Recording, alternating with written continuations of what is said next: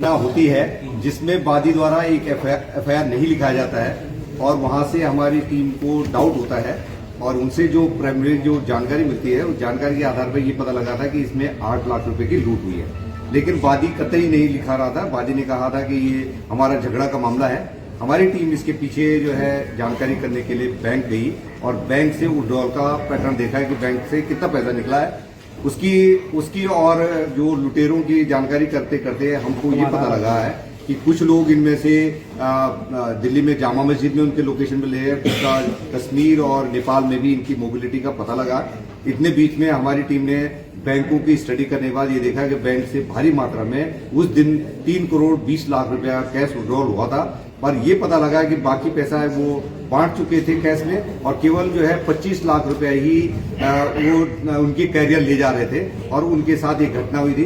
ये 4 लड़के जो पकड़े गए हैं, दो इनकाउंटर में पकड़े गए हैं और 2 और पकड़े गए उनके, और 2 जो है रैकी करने वाले 6 टोटल इस ग्रुप के 6 लोगों को पकड़ा जा चुका है। और इनकी जो जानकारी हमको मिली है उसके आधार पर हमने जो है सारे बैंकों की इंफॉर्मेशन कलेक्ट करी है और इसमें जो मेन आदमी है जो जिसका ये पैसा था वो महफूज नाम का है। उसने अब तक उनके 14 खाते शुरुआती दौर में हमें पता लगा था और एक ही बैंक से, आईडीएफ बैंक से उन्होंने 2.25 साल में 850 करोड़ रुपए का विड्रॉल कैश विड्रॉल कर रखा था। बाद में हमने और बैंकों से जानकारी करी तो उनके 12 बैंकों से 68 खातों से करीब 1600 करोड़ रुपए का कैश विड्रॉल हुआ है।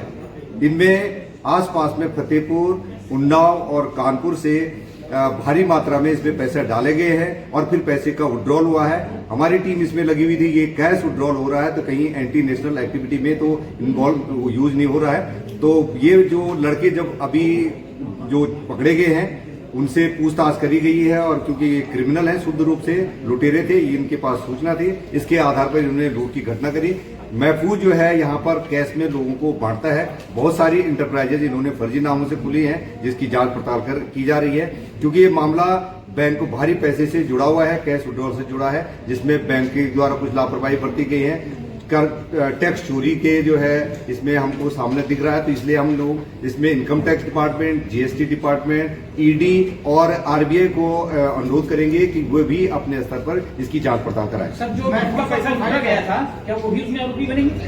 पहले ये जो अभी तक अभियुक्तों से हमें करीब 11 लाख रुपया कैश बरामद हो गया है और जो अभियुक्त जिन लोगों के साथ घटना हुई थी, 2 लोगों के बासिद और अशरफ के साथ जो घटना हुई थी, ये दोनों के दोनों इस घटना में लिप्त नहीं पाए गए। पर ये कुरियर की तरह काम करते थे, बांटे का काम करते थे। जो महफूज है जिसका पैसा था ये उसके लिए काम करते थे, उसका कुरियर का काम करते थे। तो 2 रहमान और सुभान है जो रैकी करते थे। ये पिछले अक्टूबर से लगातार प्रयास कर रहे थे और इन्होंने इस घटना को कई बार रिहर्सल भी करा और ये घटना पहले अटेम्प्ट करा और अब की बार उन्होंने घटना को अंजाम दे दिया था और 25 लाख रुपया लूटा था।